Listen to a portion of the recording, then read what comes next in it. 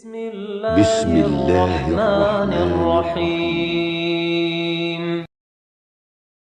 إن الحمد لله نحمده ونستعينه ونستغفره ونعوذ بالله من شرور أنفسنا ومن سيئات أعمالنا من يهده الله فلا مضل له ومن يضلل فلا هادي له وأشهد أن لا إله إلا الله وحده لا شريك له وأشهد أن محمدًا عبده ورسوله صلى الله عليه وعلى آله وصحبه أجمعين ومن تبعهم بإحسان إلى يوم الدين يا أيها الذين آمنوا اتقوا الله حق تقاته ولا تموتن إلا وأنتم مسلمون يا أيها الناس اتقوا ربكم الذي خلقكم من نفس واحدة وخلق منها زوجها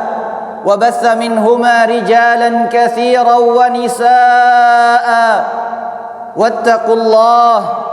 واتقوا الله الذي تساءلون به والأرحام إن الله كان عليكم رقيبا يا أيها الذين آمنوا اتقوا الله وقولوا قولا سديدا يصلح لكم أعمالكم ويغفر لكم ذنوبكم ومن يطع الله ورسوله فقد فاز فوزا عظيما أما بعد فإن أصدق الحديث كلام الله وخير الهدي هدي محمد صلى الله عليه وسلم وشر الأمور محدثاتها وكل محدثة بدعة وكل بدعة ضلالة وكل ضلالة في النار. Ma'asyiral muslimin rahimakumullah, jamaah salat Jumat yang dirahmati oleh Allah Subhanahu wa taala. Marilah kita senantiasa bertakwa kepada Allah Subhanahu wa taala. Takwa yang sejati yaitu menjalankan segala perintah-perintah Allah Subhanahu wa taala dan menjauhi seluruh larangan-larangannya dalam keadaan lapang maupun dalam keadaan sempit. Jamaah Jumat yang dimuliakan oleh Allah Subhanahu wa taala, di antara peristiwa paling agung dalam sejarah Islam adalah peristiwa Isra dan Mi'raj Nabi Muhammad sallallahu alaihi wasallam.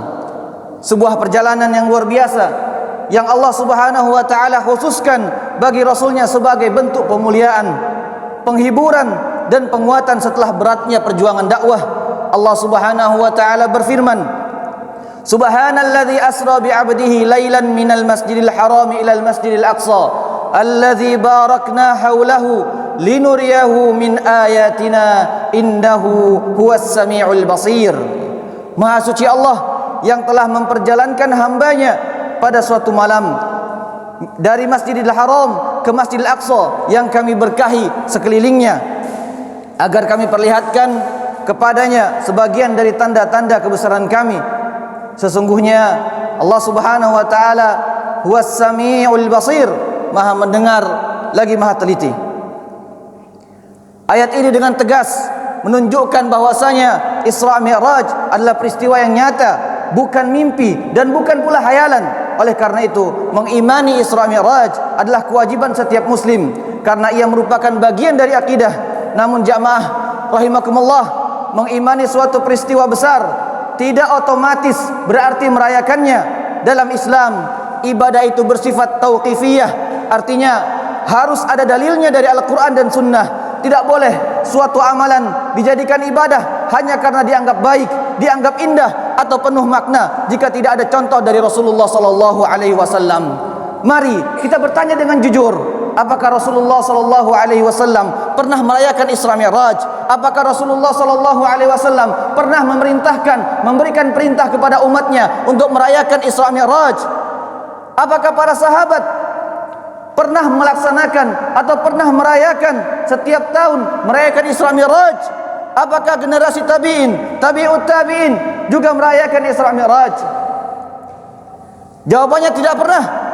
Padahal mereka adalah orang-orang yang paling cinta kepada Rasulullah sallallahu alaihi wasallam, paling memahami agama Islam, paling semangat dalam kebaikan, bahkan mereka adalah golongan-golongan terbaik setelah baginda Nabi Muhammad sallallahu alaihi wasallam. Rasul sallallahu alaihi wasallam bersabda, khairun nas qarni thumma alladhina yalunahum thumma alladhina yalunahum. Sebaik-baik manusia adalah kurunku, yaitu para sahabat. Thumma alladhina yalunahum, yaitu para tabi'in. Thumma alladhina yalunahum, yaitu para tabi'ut tabi'in.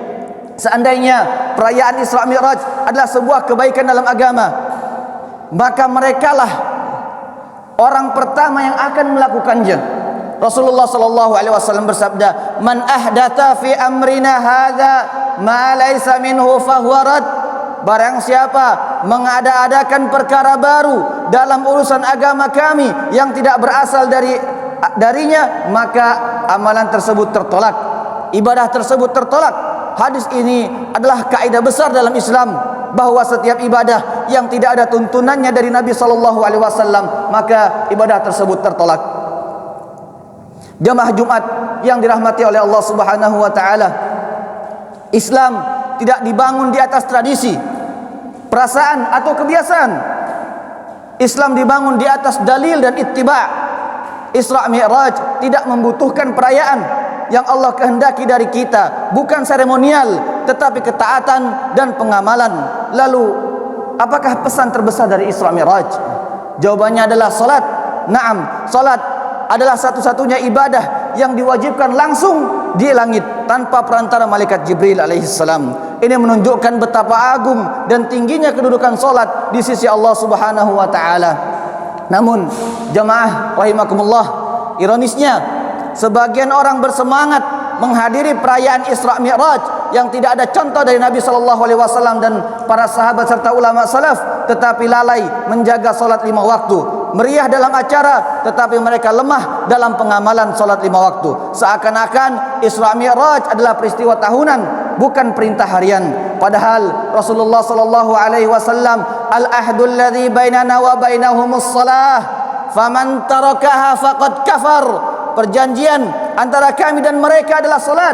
Barang siapa meninggalkannya maka ia telah kafir. Hadis ini diriwayatkan oleh Tirmizi. Maka jangan sampai kita sibuk membela peristiwa Isra Mi'raj, sibuk merayakan peristiwa Isra Mi'raj, tetapi meremehkan amanah terbesar yang dibawanya, yaitu salat. Aqulu qouli hadza wastaghfirullah li wa lakum wa lisairil muslimina wal muslimat fastaghfiruh innahu huwal ghafurur rahim.